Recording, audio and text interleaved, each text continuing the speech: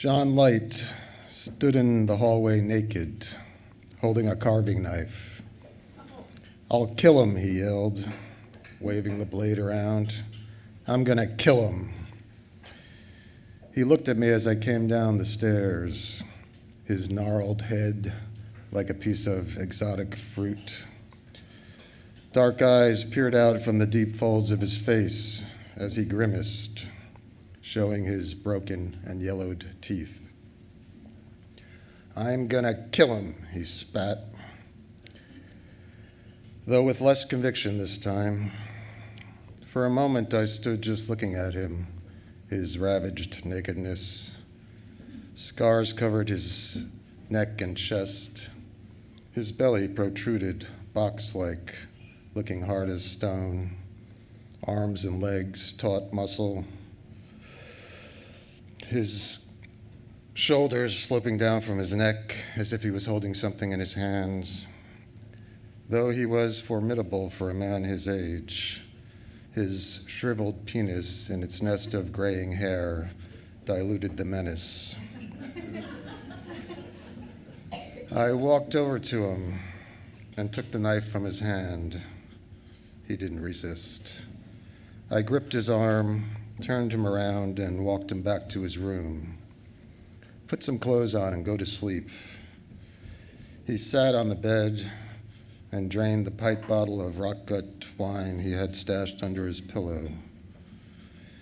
His dark brown eyes had a depth to them no matter what condition he was in.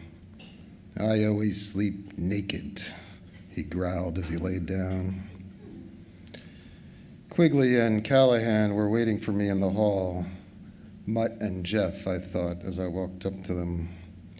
Quigley, tall and bone-thin, with a long rectangular head, was still wearing his waiter's outfit, white shirt and black vest a size too small, both covered in stains. He was hugging a brown bag I knew held his usual 2 tall boy cans of Rheingold. Callahan, short and rotund, a thick mustache yellowed with nicotine, and a wall eye, was always in everyone's business. He hung out his first-floor window all day selling cigarettes for $1 each and cans of Black Label beer for $1. The other tenants called him Chiseler. "That motherfucker has to go," Quigley hissed. "He tried to kill me." "You've got to throw him out," Callahan chimed in. "He's dangerous. How are we supposed to?"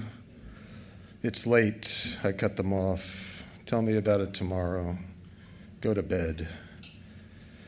I'd learned in my time working at the single-room occupancy hotel that most things were forgotten by the next day.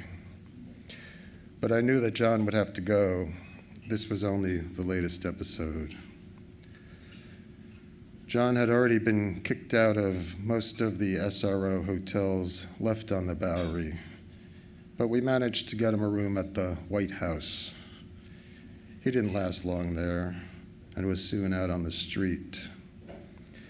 I ran into him one day, huddled under some cardboard boxes, nursing a bottle of Night Train. He grinned when he saw me. A dog at his feet jumped up and growled, wouldn't let me get close. "I see you found a friend." "Goddamn hound, follows me everywhere, can't shake him." "Maybe you should keep him around. Looks like he takes care of you." "Mangy mutt, eats half my food." I tossed him my pack of Newports with a 20 stuck in the cellophane. He took the money and threw the box back at me hard. "Menthol's for girls."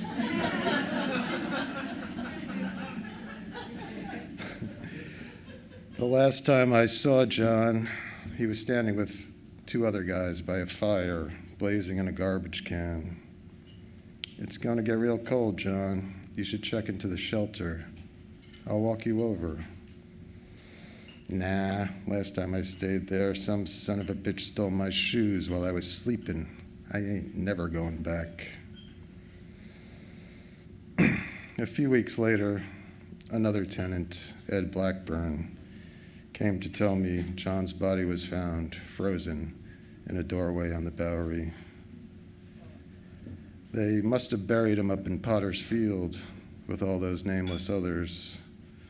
I'm likely the only one who still holds a memory of John, still thinks of him.